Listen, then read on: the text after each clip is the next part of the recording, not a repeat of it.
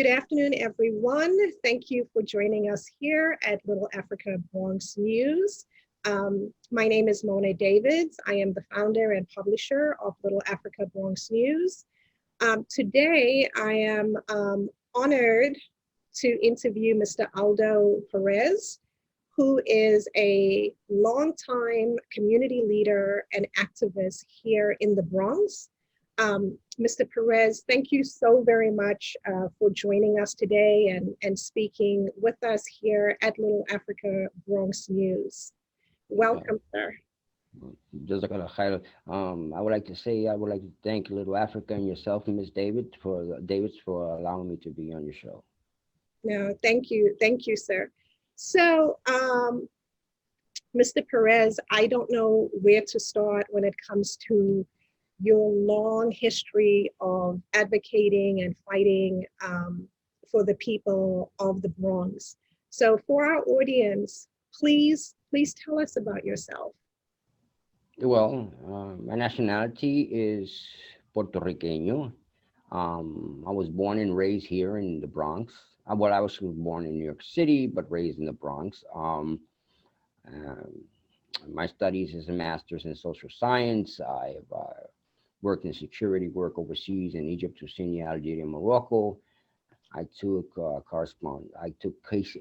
also studies in Hadith and Quran. I'm a student of Sheikh Ibrahim Gabr.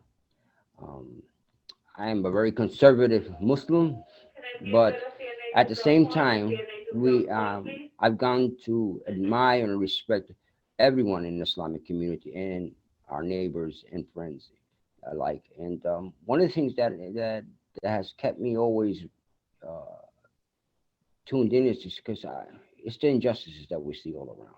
It's just sometimes someone has to speak out.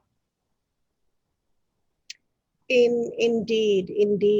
And Mr. Perez, you speak about injustice in the community and speaking up. And we have some friends in common. And one of the things I know that you were very supportive of the African community in the Bronx. Years ago, gosh, it's over 2 decades now, but it still feels like yesterday when the tragedy happened with Amadou Diallo. You were there for us. Yes, I was there. I was not involved directly, but I was there supportive for the African community. Actually, that's one of my main supports after it's been long, and it was very tragic to see a community, what I'm saying, so hurt over the situation. A community that actually, it actually astonished because a lot of people didn't believe that so many Africans actually lived in the borough of the Bronx. And when that happened, oh my God. And one brother exceptionally did a great job, and his brother Nabi. He's still around, and he was working very hard. And I love the brother for the sake of law. He's a very good brother. He really fights a lot for the community at large, not only for the African community, but he also, has been there also for the Latino community, for everyone in general. The African American community. And I'm glad that now we still have him around. Many people have moved away. You know, I don't know, due to the people with the rents and stuff like that. And but alhamdulillah, we still got the great leaders still around. Yes. A lot of people in both the African community and the Latino community, as we affectionately call him, Nabi Urema Niambele Hmm. from Mali, and Hmm. indeed he is a long time leader in the African community, as well Hmm. as one of the founding members of the African Advisory Council of the Bronx Hmm. President's Office. Hmm. Uh, speaking of that, could you tell us about the Muslim and Immigrant Coalition for Justice that you are a member with, along with Nabi and others? Could you tell us more about this organization?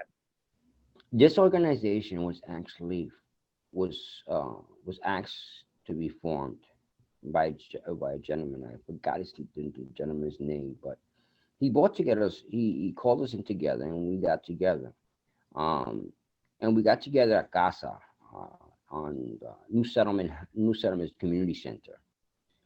And that day, um, Imam Muhammad was there, Madra was there, Nabi came, Shabir Gul came. Um, some people, one person walked out. I don't want to mention his name, but Could you identify the organizations that Mr. Um, Muhammad Mada and Mr. Shabir Gul for our viewers okay. that they know who all Well, was involved? as I know now, Mr. Mada is actually the chair of the African Council Committee for the Borough President's Office, Yeah, which I'm very proud that he holds that position. I mean, we have there someone with diligence, someone who had intellectual capacity, not only of the community. could you speak a little bit louder? Okay, Yes. I'm glad to know that we have actually Imam Madra there, because Imam Madra actually doesn't is not only someone intellectually, with the intellectual capacity of understanding what's going on in the community, but also works with the community at large. He's not just working with the African community, and at the same time, he's very, very much uh, have knowledge of Islam. So his candor and his subtlety and his honesty is really honorable. Shabir Gul, he's the man with 1,000 titles. I love the brother. We talked every day. Brother Shabir Gul is from right now. He's working with ICNA, the Islamic Circle of North America. Then you had Nabi being there also. Nabi was actually one of the ones that actually pulled a lot of people together, because Nabi actually was the one that called everybody. You see, Nabi is known in a city as, I'm gonna tell you like this. If something happens to an African community, there's nobody that can organize the African community actually together more than Nabi. So the respect has to be given to Nabi. You And know, and that's been going on for like over 20 years now. The NYPD doesn't go to the African community without Navi. It's just that's just the code they have to follow, and the respect has to be given. You know, I was privileged and honored to have Navi actually when AOC was running, and he came to a barbecue, and he said to me, "I love this brother." He says to me, and I just want to, he says to me, "You're gonna bring a candidate that's gonna go against an incumbent?" And I said, "Yeah." I said, "Yeah." He says, "She has no shot." I said, "Nabi, you underestimated me." But he says, "Okay, I'm gonna give you the benefit of the doubt." But it was lovely because afterwards we all sat down and he listened to her, and everybody left at peace. And that's the way Islamically we do things. That's the way our brotherhood does things.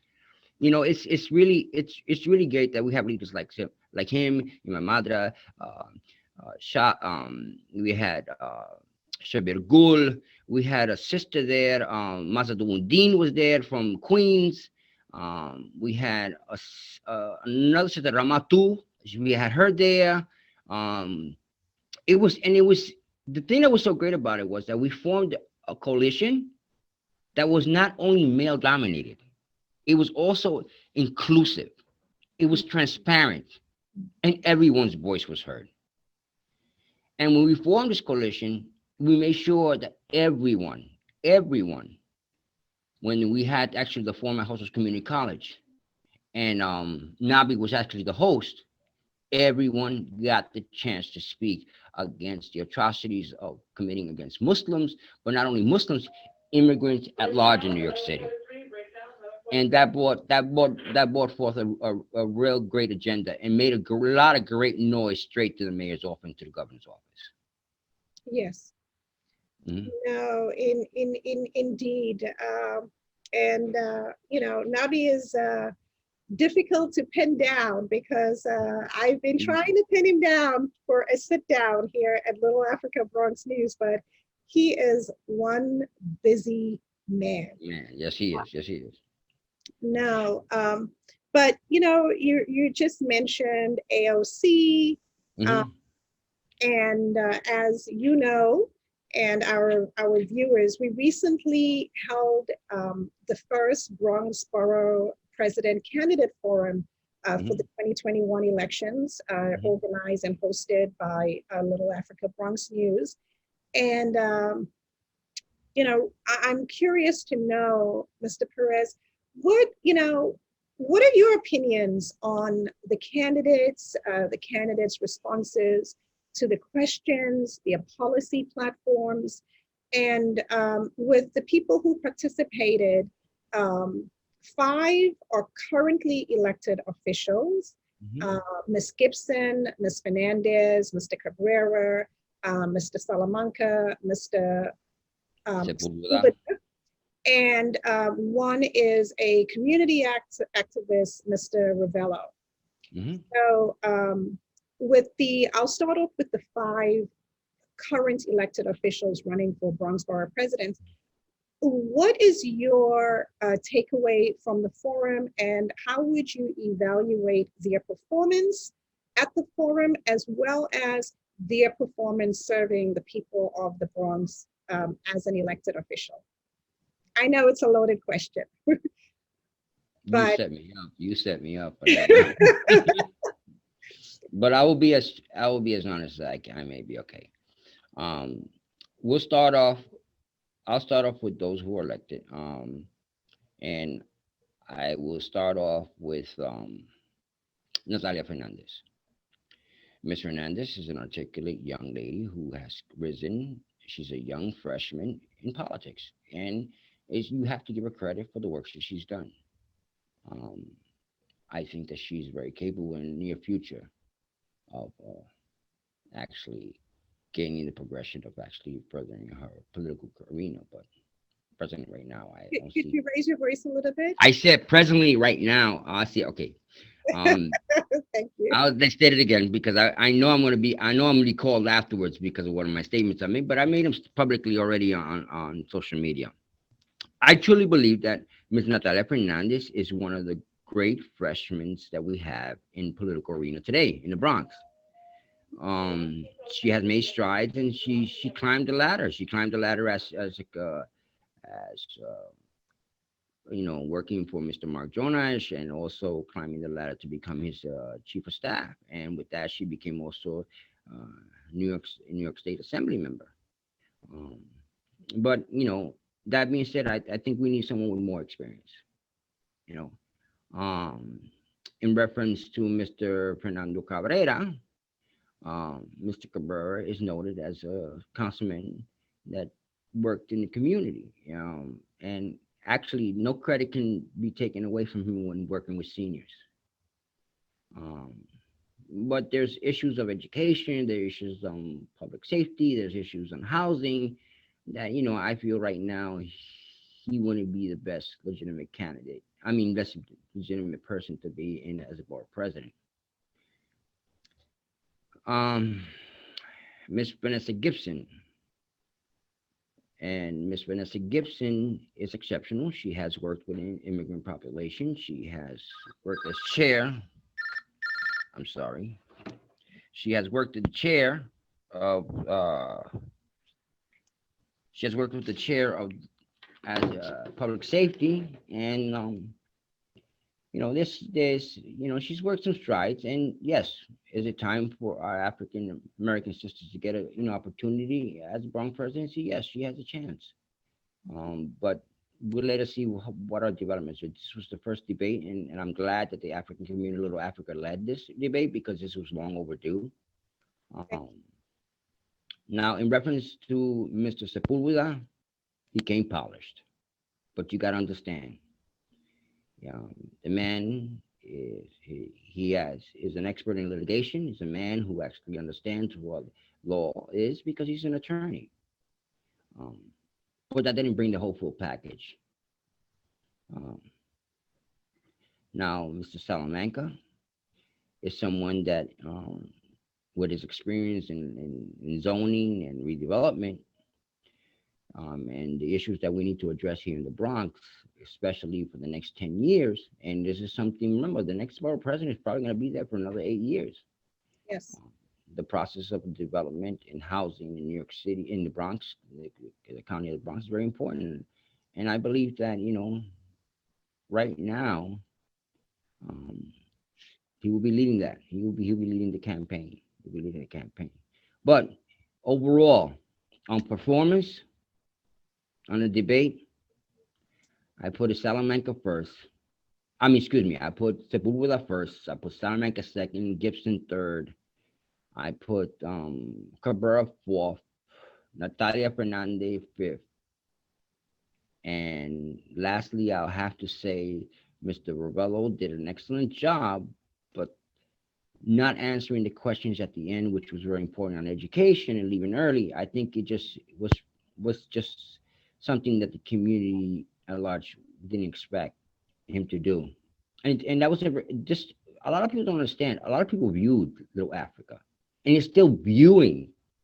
People are still viewing it now, and people don't understand the importance of how people are really now seeing that the Bronx presidency's office is very important. They get, I believe, they get like 5 to 8% of the annual budget. So that's a lot of money.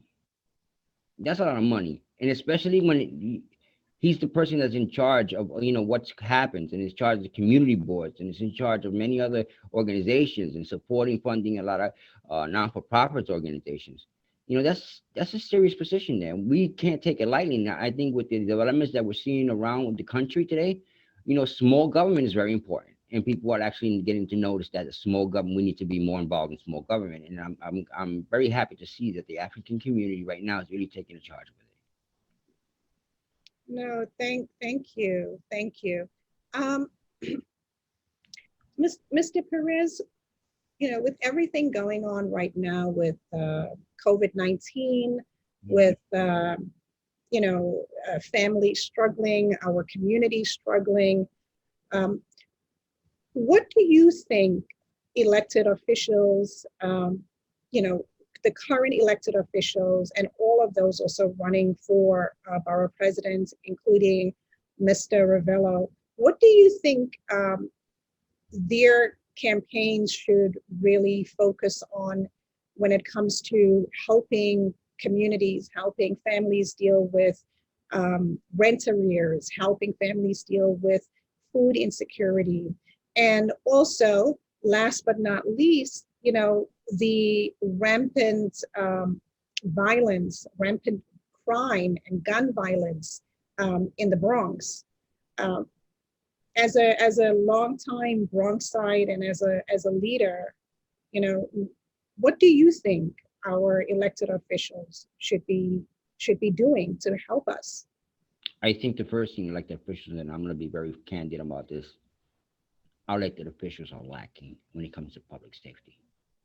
And this new role that individuals are taking to saying to defund the NYPD, it's a no-no to me. I mean, they don't understand the sacrifices that officers make. Now, are there instances in which individuals make at wearing that uniform, which really put a harsh scar on the rest? Yes. And do we need to clean house? Yes. But to defund the entity of the NYPD is absurd. It's really absurd. And to have officers now actually not afraid, but also scrutinized by the superiors, telling them, listen, you have to do this way, because if not, we're going to get sued. It really puts a curb on how to fight crime. It really does. And I think we need to play a much better role. Our officers are getting paid $35,000 a year. I mean, do you think to risk your life for $35,000 a year is enough? No. Okay, so let's be honest. We need reform, but we also need to address the complaints and seriousness of what's really going on in the NYPD. We need to work on an initiative that actually can have officers that have been working 18 or 19, have been in the force 17 to 20 years, actually get a chance of a package deal, which they actually can retire. Some of these officers make well over $100,000 a year. So you just give them a contract, make a contract settlement with them so they can retire at 20. And then with that pay that you taking out for $100,000, you can actually get 3 officers. 3 new officers you can properly train. That those officers that are 17 and 18 and 19 years old lack the ability to actually understand the new technologies that we have. And defunding the NYPD right now with the new technologies of cyber bullying, also with the Yes. technologies of theft, with the technologies of all, we need officers that actually can be properly trained with the technology, the newest technology that we have in advancement. And our veteran officers are not equipped with that yet. And it's I have a very large opinion about it, but I'm fully support the NYPD, and I'm fully support of a reform package rather than a defunding package. Um, Also, I like to say that in the issue of COVID-19, it's very important that they deal with this urgency. We've been hit the hardest. We're number 62 for 11 years in a row. Everybody talks about 62 only during campaign, but really doesn't take charge of it. The next world president, Explain to our viewers what number 62 means. okay, there's 62 counties in the state of New York. Being that there's 62 counties in the state of New York, we have come 62, being the worst out of 62 counties in the state of New York. The Bronx, the South Bronx, the Bronx alone.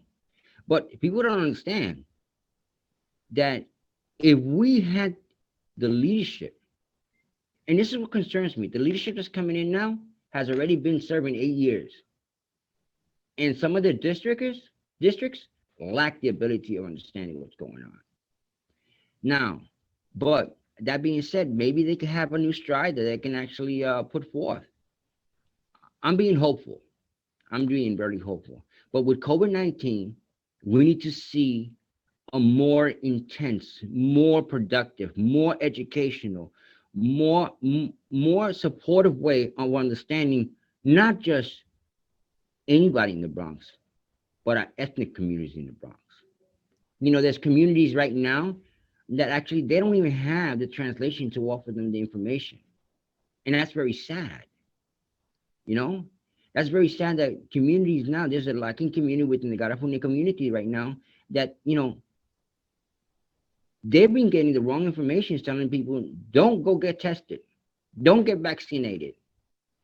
I'm fortunate. Presently, I'm in a nursing home, which actually being in a nursing home got me the opportunity to actually be vaccinated before everyone else. And I'm vaccinated, and then nothing really happened to me. People think that so much, you're going to become an oblong, or you're going to grow another leg or something like that and get shot. You're not going to get another leg. It's just ridiculous. The way people think. But I just feel that they should take a more direct approach within the communities. Keep a stat record of what's going on.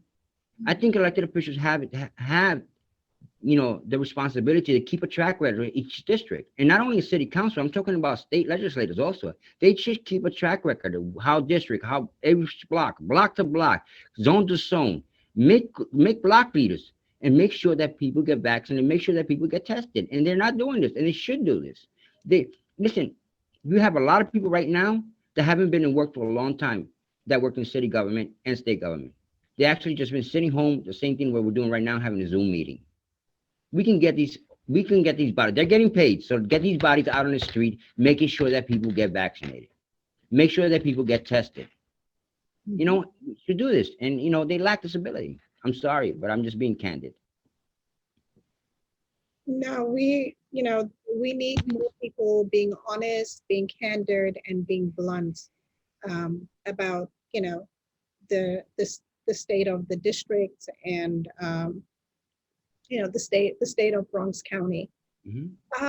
You mentioned earlier, you've worked abroad. Mhm. Could you tell us a little bit about your time abroad, your experience abroad? Where did you go? I Um, I I I will be ready. I worked overseas for a security company. Now, when I mention a security company, but I worked overseas. People know that I worked overseas for a security company. My job was actually to evaluate present citizens or people who rejected to come into the United States. My job was to evaluate the visa status, speak to them. I spent time in Egypt, Tunisia, Algeria, Morocco, and Pakistan. Wow. Yeah, Wow. You spend quite a bit of time overseas. 6 years. Wow. So, I mean, um, Mr. Perez, what, what right now we have the Bronx Borough president's race going on. We have the mayoral race going on with so many people running for mayor. Last I checked, it was over 35 people. Then we have the other citywide races, comptroller, public advocate. And then we have the local city council races here in the Bronx. So, when it comes to local city council races, um, what do you think, just overall in general, of some of the candidates running? I know I saw a social media post where I saw something where you said you're definitely not endorsing anyone for borough president, but you never said anything about city council races. So if you don't mind, if you don't want to answer the question, that's quite all right. I will state this. Mhm. I have a good friend who's running for city council. Um, I'm very honored and privileged to be a friend of her. I'm honored to be a friend in the standing of supporting her. I'm not working on her campaign. I am not. People have started to say that I'm a campaign manager, that I'm a I am nothing like that. I just want to keep that out for the air. She is a friend who I support very much so, who I believe is the most qualified person to be the next and will be the next New York City Councilwoman in the District 17. That's Latina Brown. And District 17, that is current city councilman In Salamanca. Rafael Salamanca, who is running for Bronx Borough President. Yes.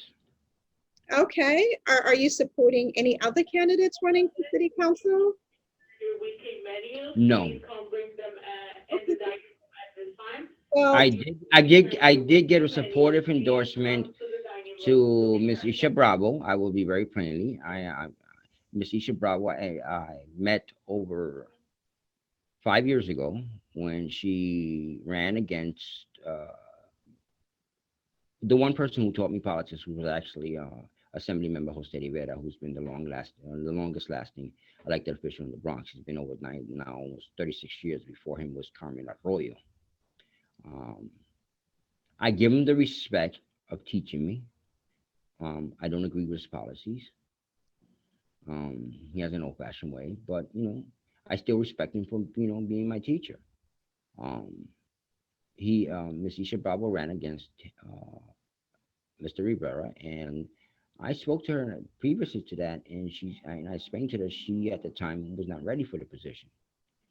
Um, Mr. Rivera won, um, but she became district manager, and after that, and she took a role as district manager and shaped a community board from the ground up. She did a fabulous job.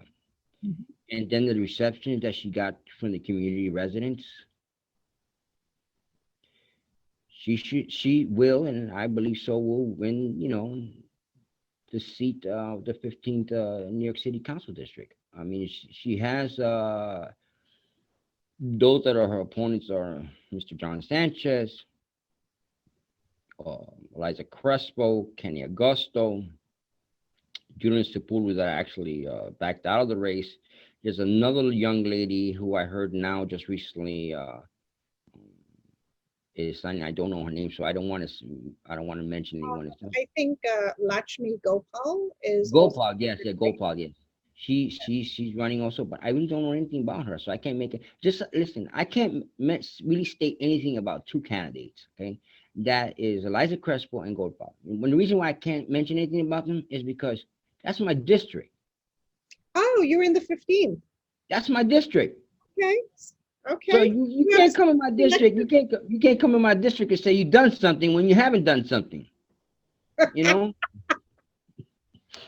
I'm not gonna say to you, you done something when you haven't done something. So I'm just gonna say it straight out. I mean, I welcome people. I love when people come in new. Why? Because they actually bring a new, fresh voice into the candidacy. But you Yes. got to understand the respect has to be given to those who have actually worked in the community and who have a vision to actually bring forth a new avenue that actually will be actually come to the years to come, and have been working already stabilizing. And I think with the large variety of EDs that we have in the north side of the Bronx, you should probably will come that. You should probably will. I but strongly believe that. Yes, no, Aisha Bravo, we actually interviewed her Mm-hmm. months ago for our Meet the Candidate Mm-hmm. video interview series Mm-hmm. that we launched back in July. Mm-hmm. So we are interviewing city council candidates running in the Bronx, and I think I hope you interview Miss Latina Brown. yes, actually, I am interviewing Miss Latina Brown today, as a matter Good. of fact. Good job. Good And job. yes, I'm looking forward to that interview. But we interviewed for your district.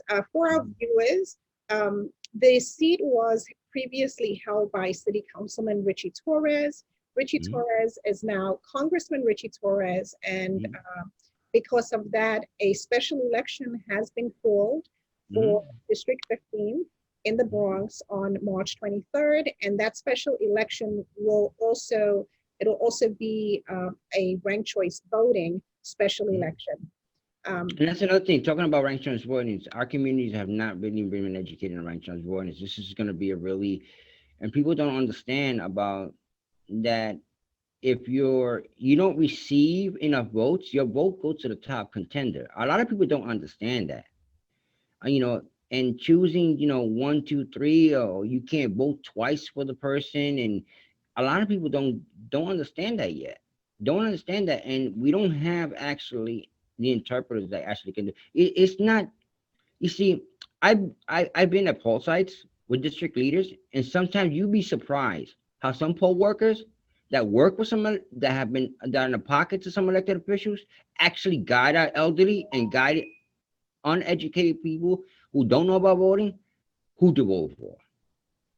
Because if you give me a piece of paper and you say, "Oh, you have this blank," right? But you're pointing at me at the elected official that you want me to vote, where are you going to circle?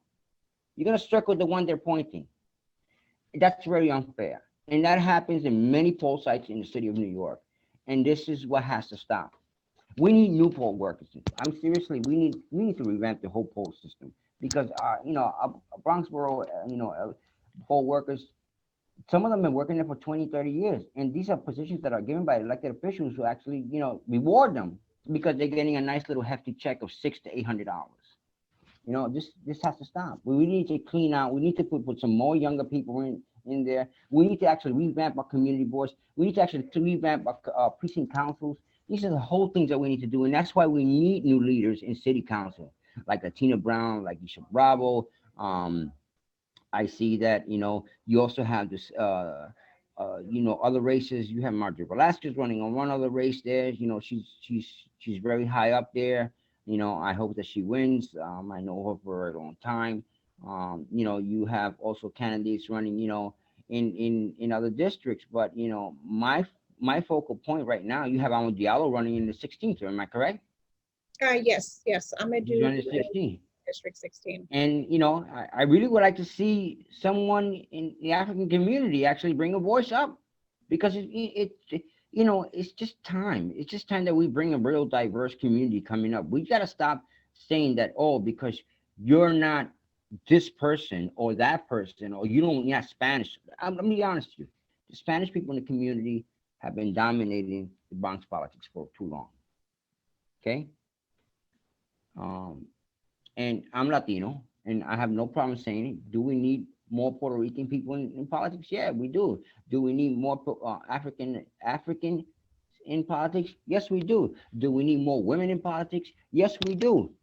But And all Garifuna brothers and sisters. got Afuna brothers. We also you'd be surprised. You'd be surprised now because of the gentrification that happened in the Lower East Side and in Chinatown.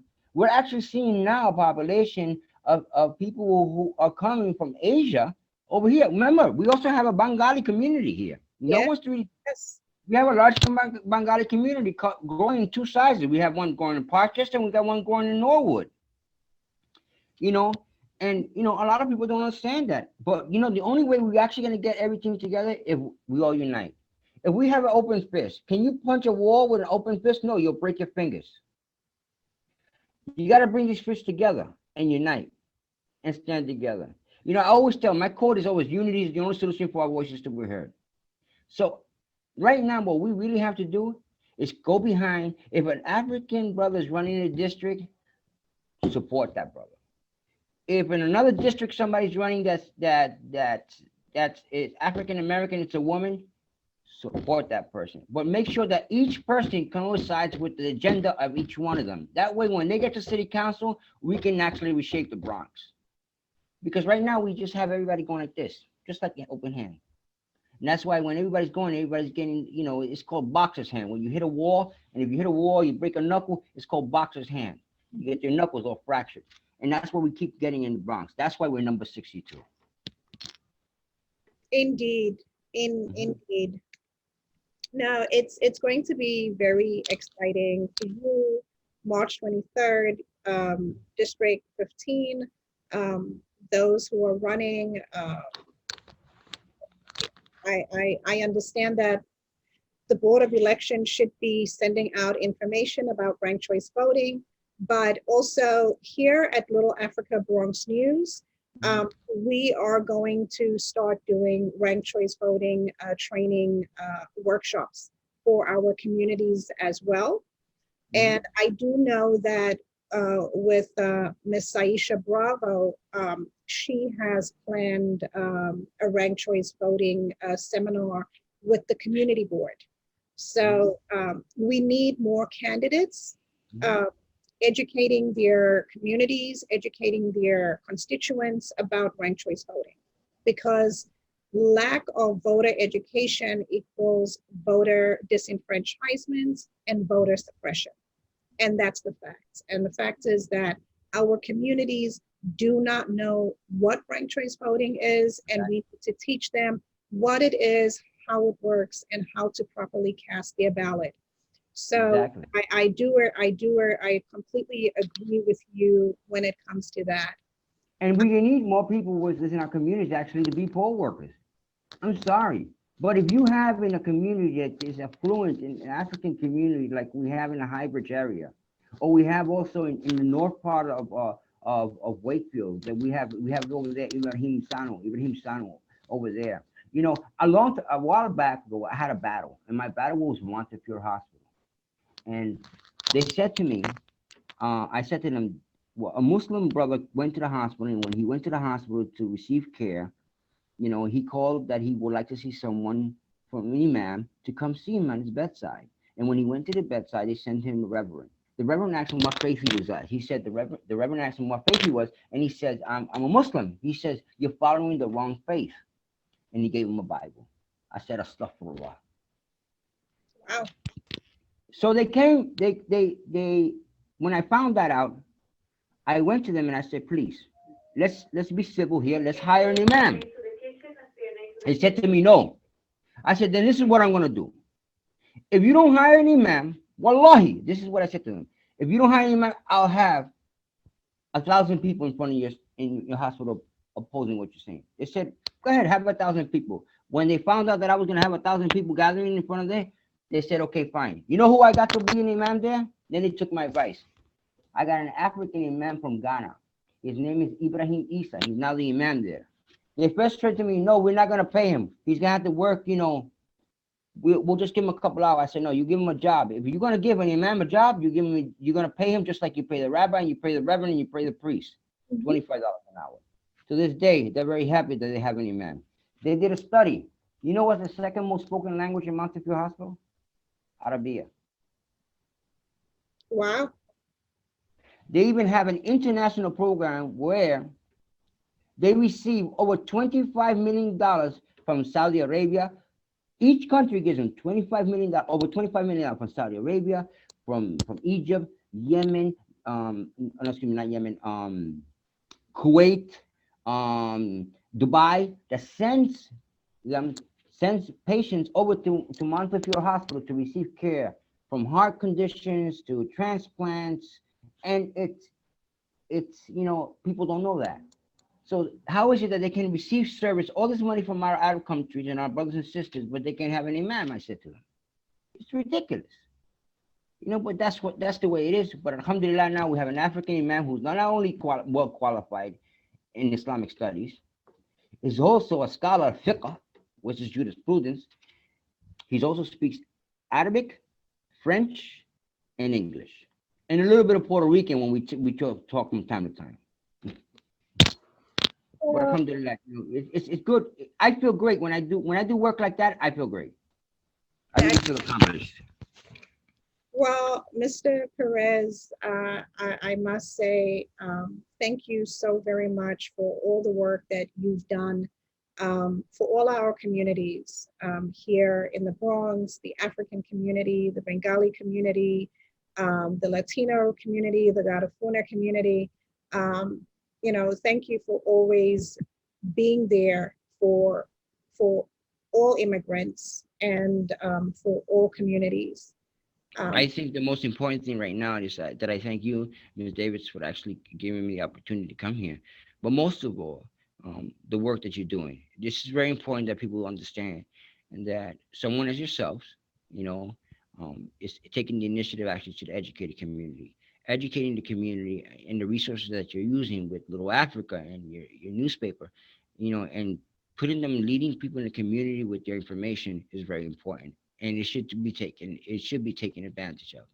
And I hope in the years to come we can actually build a more stronger relationship in which we can actually, help each other. The only way we're gonna have any solution is we actually work together. We can't separate ourselves. Indeed. And that's also why when it comes to Little Africa Bronx News, when you read the About Us, you'll read we are about the diaspora, about the African diaspora, about our brothers and sisters throughout the diaspora, the Caribbean, South America, all over the African diaspora, because we are all one people. So Mr. Perez, again, thank you so very much for joining us today at Little Africa Bronx News.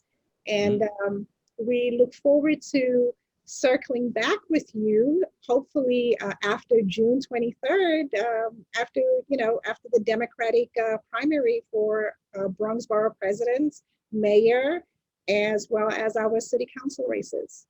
But Latino Brown will win. My support for Latina is going to be 100%. I know that. That's my sister there. You know what I'm saying? That's my sister there. I love her to death. Well, thank you so much for having me. And you have a great day. You too. Thank you. Bye-bye.